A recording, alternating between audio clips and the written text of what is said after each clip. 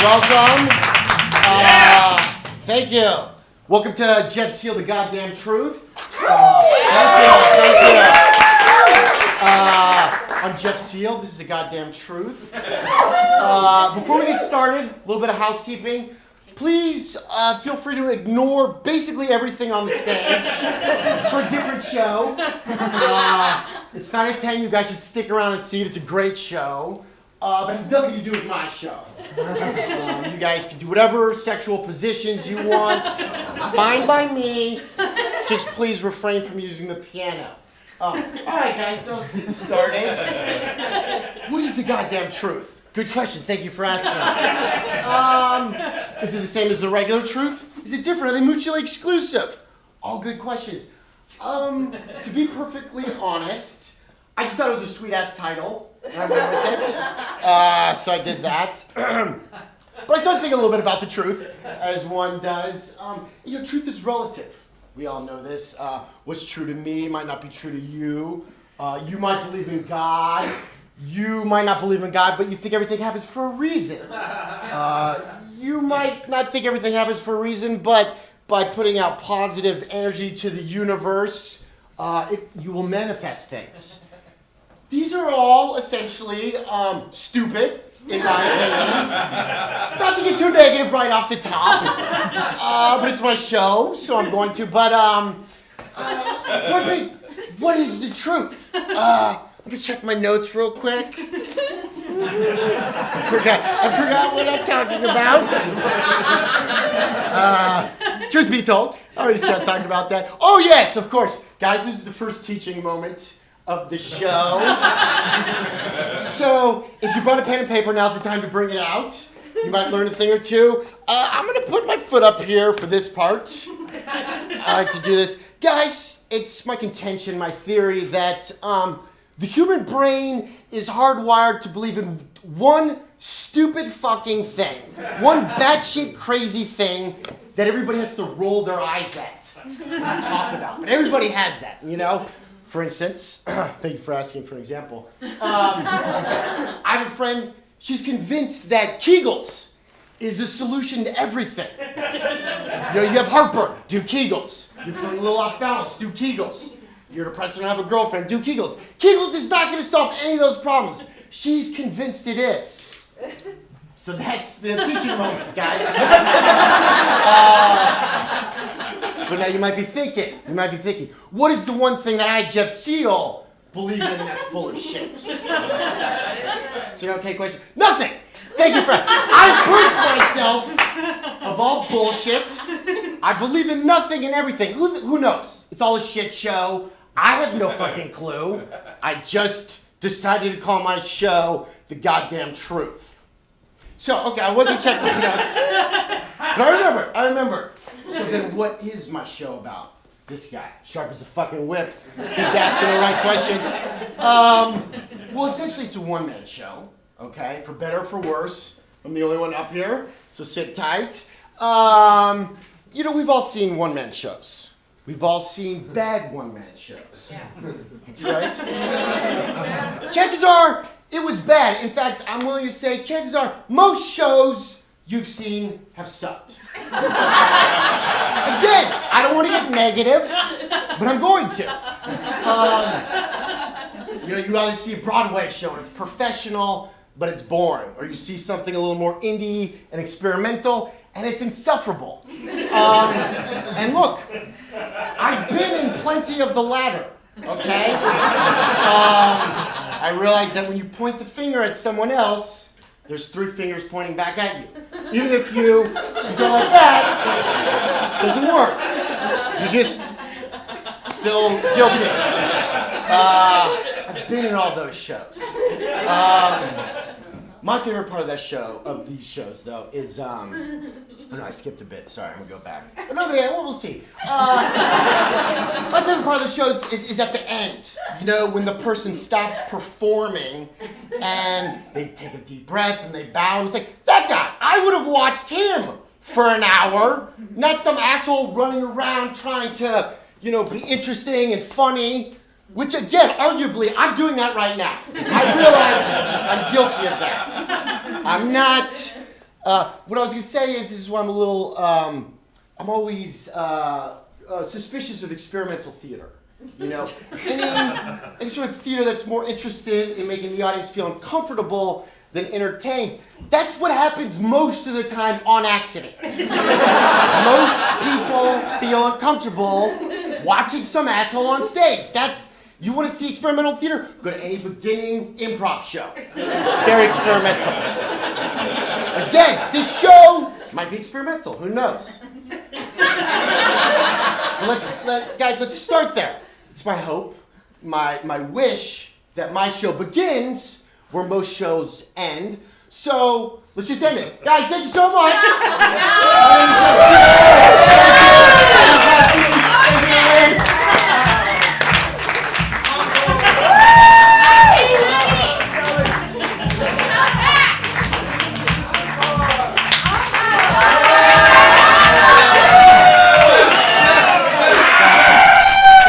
Thank you.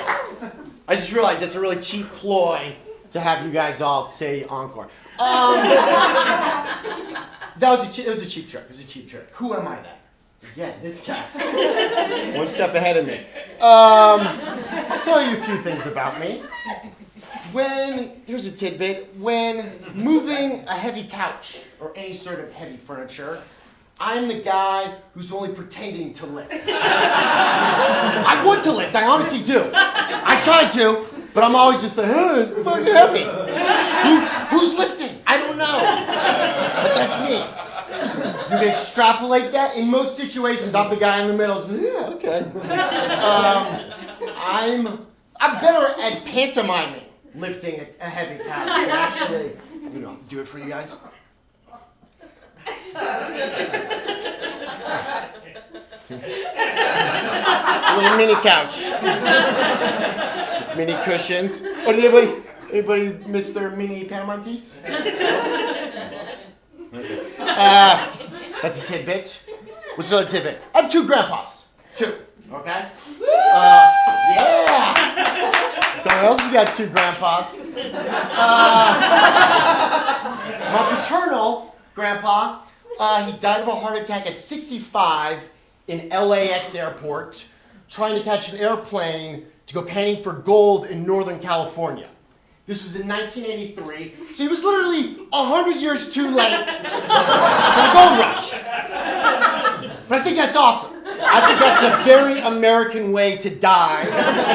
He's like, fuck it, I've been an electrician my entire life. I'm gonna go get the gold in Northern California. And I think his heart, just after eating 50 years of eating meat and starch, whatever the fuck we ate in America at that point, was just like, nope, I'm staying here. Point being, that's how I want to go out. That's my backup plan. If this doesn't work out, I'm gonna die of a heart attack in LAX. That's my backup plan. Easy, done. My maternal grandpa was a Jew. He grew up poor during the Depression.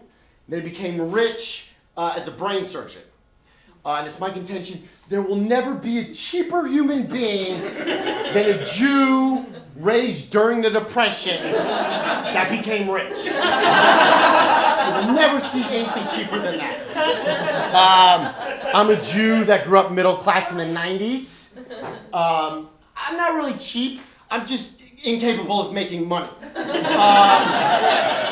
That has nothing to do with being Jewish or the mid-90s.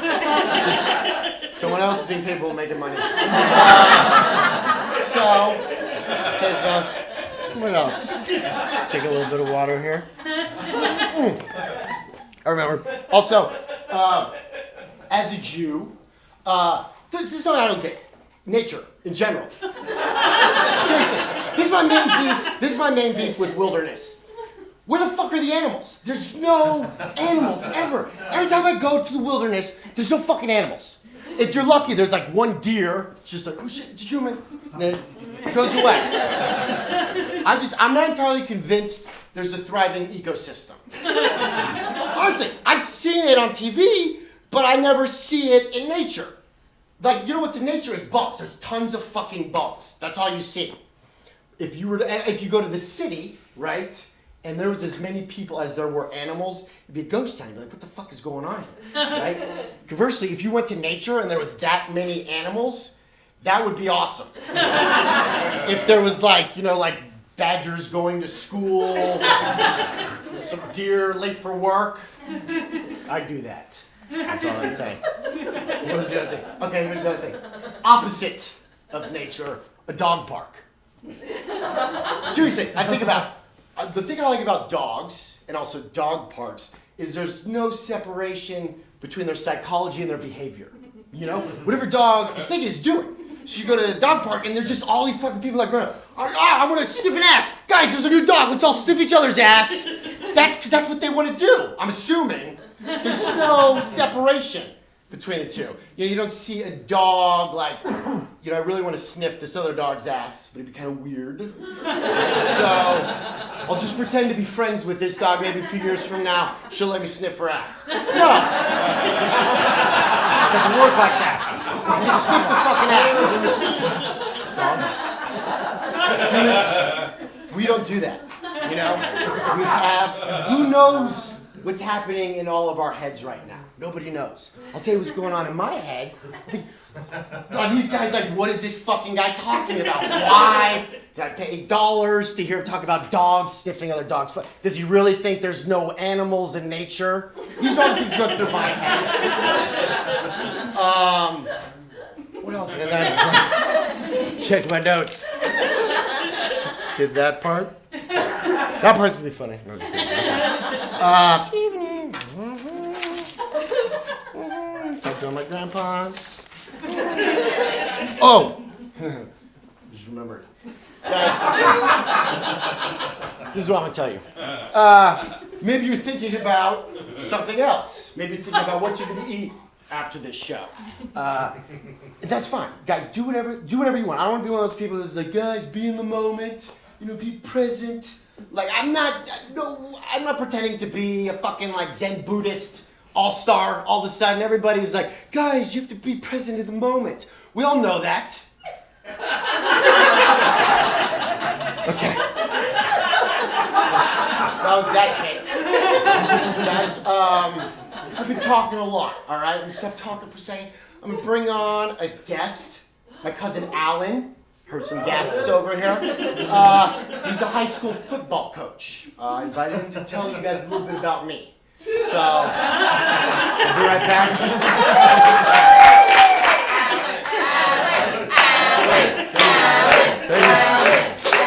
Thank you.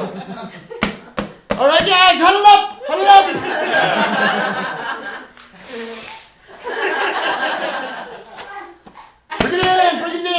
Bring it in, guys. All right, huddle up. Come on, guys, huddle up. Bring it in, guys, bring it in.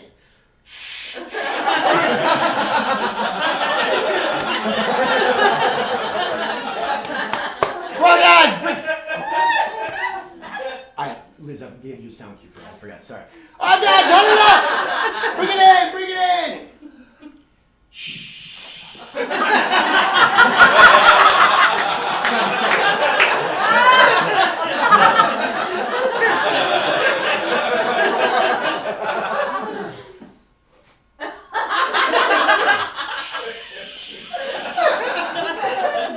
Try the next track.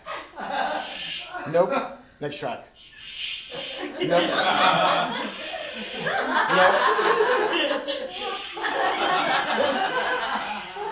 Play that one again? No. Oh, I gave you the wrong CD. Please CD 2. We have a real CD player up there. Old school. All right, play the first track. Nope. It's a gobble. Play the next track.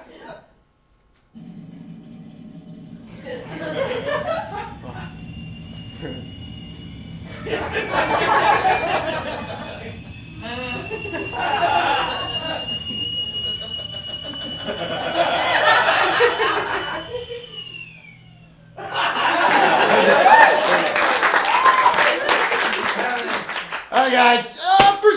about Jeff. Not good at hustling. All right, he's not good at coming in, bringing his knee. He's not good at listening up. Are you in the moment, sir? You being present? All right, guys. Gotta go. Sorry.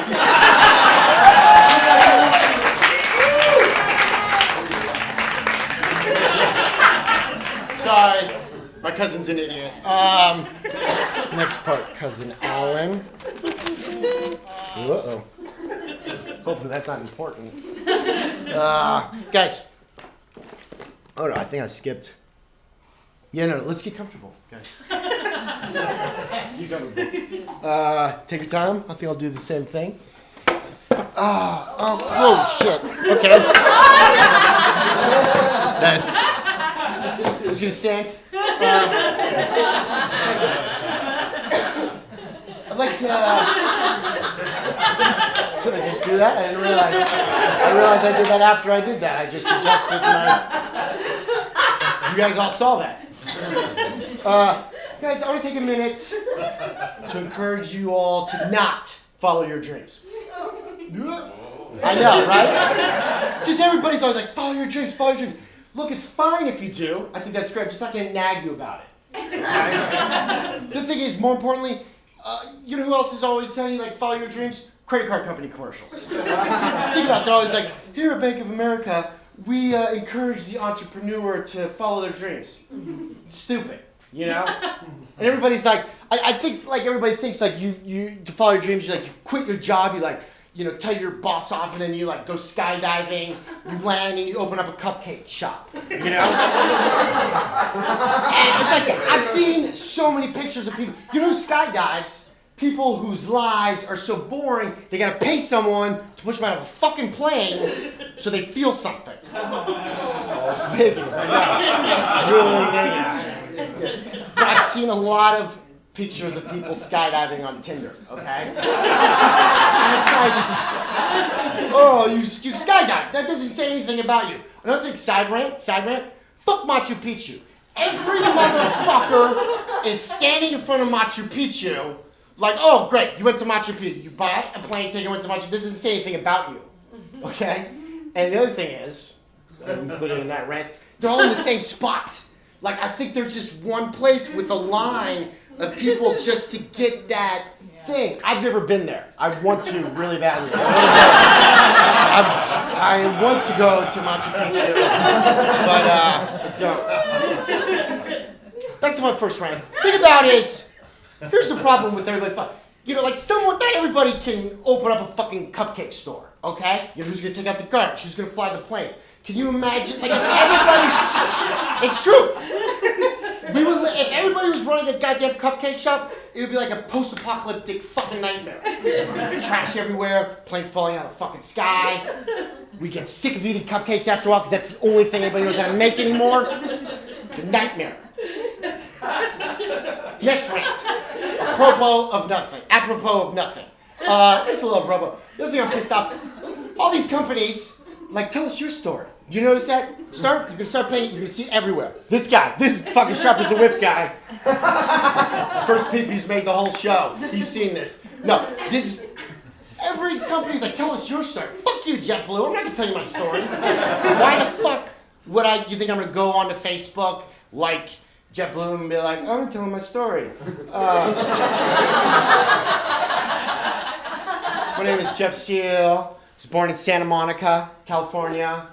Little boogie board town west of downtown.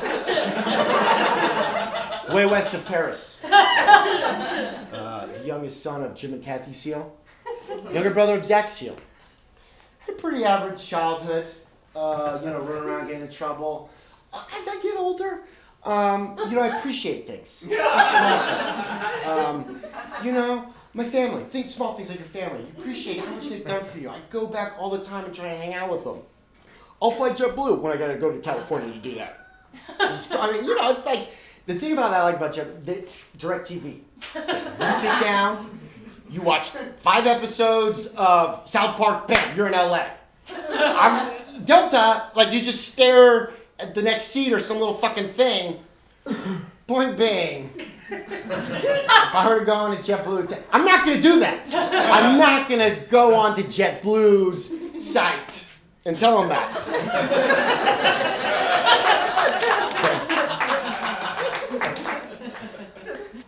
Oh, right.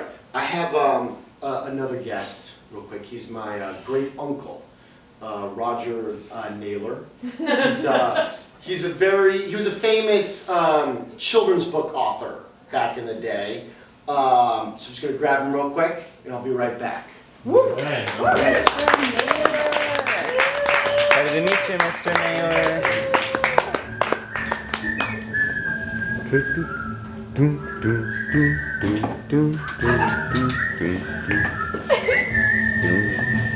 Oh, hello. Look, there we go. Hello, how's it going? Hi, how's it going? Hello. Thank you, David Bob.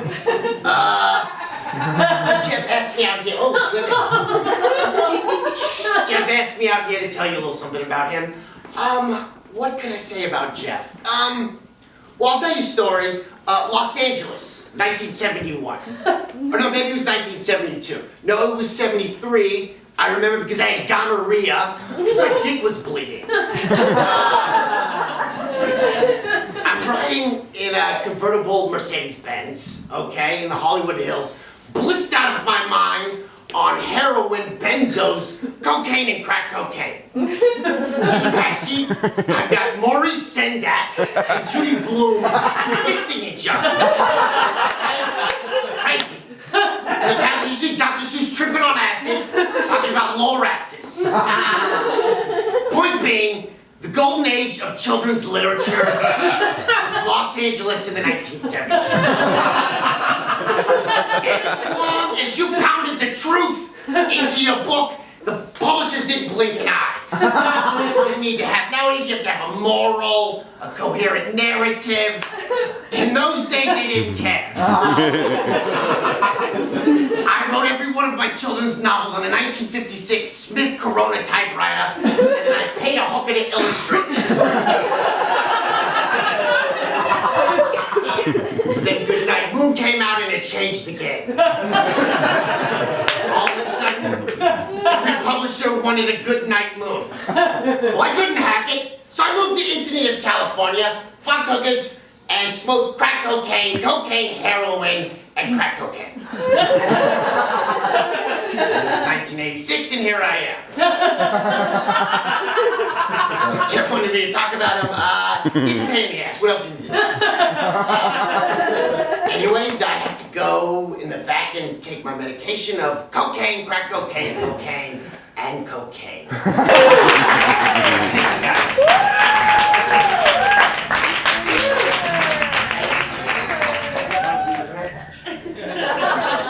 Okay, I'm gonna stop inviting my relatives on the stage because they're idiots. Now this eye it's like more, this eye is bigger than that eye. Anyways, what was I gonna talk about? Oh yes, guys. I'll tell you a little more about me, a little deeper. I have Tourette's syndrome, very mild case. I was diagnosed with Tourette's syndrome when I was 13. You know, it goes away with age. Not all of it, but the last sort of vestige I have is I roll my neck a lot, like that. You know, why, I don't know. Why do you have an itch, you don't know, you scratch it. I have to roll my neck. But it came in handy, you know, because I have very good articulation. So clown school and mime school, two things I did. I was very good at those things. You know, masks and all that stuff. I was really good at double takes.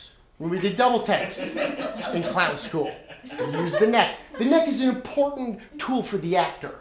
I don't know if you guys know. A lot of people think it's the voice, the eyes, the neck. So I'll show you guys a little bit. I'll show you the double take. You guys, not gonna make any sense. Ben's falling asleep. That's okay. Yeah, that's okay. Okay, double take. Just double take. You get a little more advanced, you can do the triple take. I think that was true, right? You could do the triple. You could add variation. You do the triple take as done by an idiot.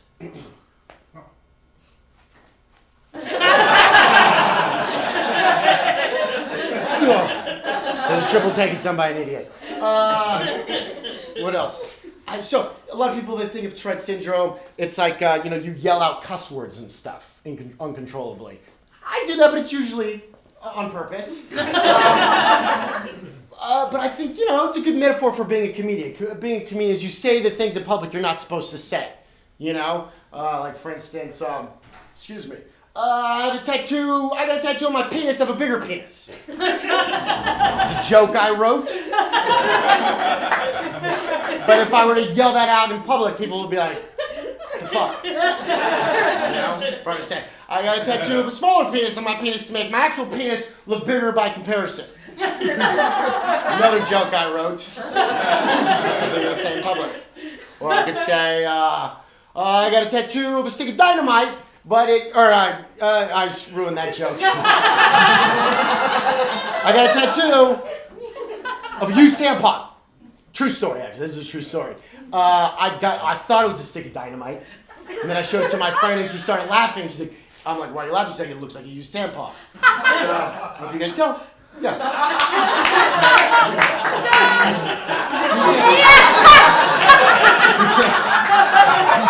You can't unsee that. Right?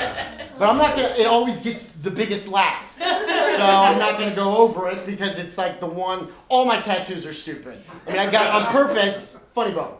Got it down. Bow tie. Sad bow tie. I'm gonna get literally my next tattoo is I'm gonna get a tattoo I'm gonna get a tramp stamp. Of a postage stamp of a tramp. Yeah! I'm going to. What else? Those are my tattoo jokes. Oh, cussing. Okay. Let's get a little academic here. I do like to cuss. I think there's a little bit of a misnomer with cussing is people think it's for people without a good vocabulary. I think that's bullshit. Get a little nod there. The thing I like about cussing is it's visceral. You know what I'm saying? Finding the right word is an intellectual pursuit, but just cussing feels good. It's emotional. So to break down the word fuck, let's break it down linguistically. Yeah. We've got, thank you.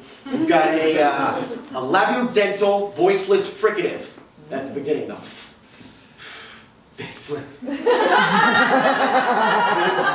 Liz has seen this show a few times. It's voiceless because you don't have to use your voice. You can just, right?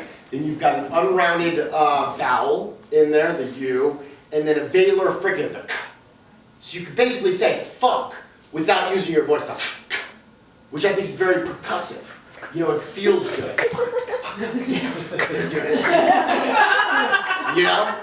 There's a beginning, a middle, and end. The words you use are like fooey. That's a polite word. That sounds like a fart from a loose asshole. There's no, it's a beginning, a middle, and end. I like it. It's percussive. You can squeeze out the U, the different meaning and intonation. I like to think of it as, those annoying people that eat frozen yogurt and they kind of like leave a little thing there. Yeah. Yeah. But I like to think of, using the fuck like that. Through your mouth. Anyways, okay. Shit also has an alveolar voiceless fricative, the sh at the beginning. Then it's got an unrounded, vowel. Thank you. And then a voiceless alveolar fricative at the end. Shit. So similar. I like both of those words. You know how like when you start to repeat a word over and over though, it starts to get stuck in your head, or something called semantic satiation. You say a word so many times, it just sounds like a weird noise. Like brain. It's like, that's the word we use for this, brain. You say it with any word. Throw out a word. Anybody? Funky. Funky? Funky. That's a good one. It's a funky word to choose. Just say funky, funky, funky, funky. Funky. Any word, you can go through the entire alphabet, and all of a sudden you sound like funky, funky, funky. I think I've broken down everything. Hopefully I've destroyed words for everybody. But guys, that's the end of my show. I just wanted to break everything down into nonsense. Sort of. Thank you. You're welcome, Dave Bob. Anyways, guys, that's my show. Thank you very much.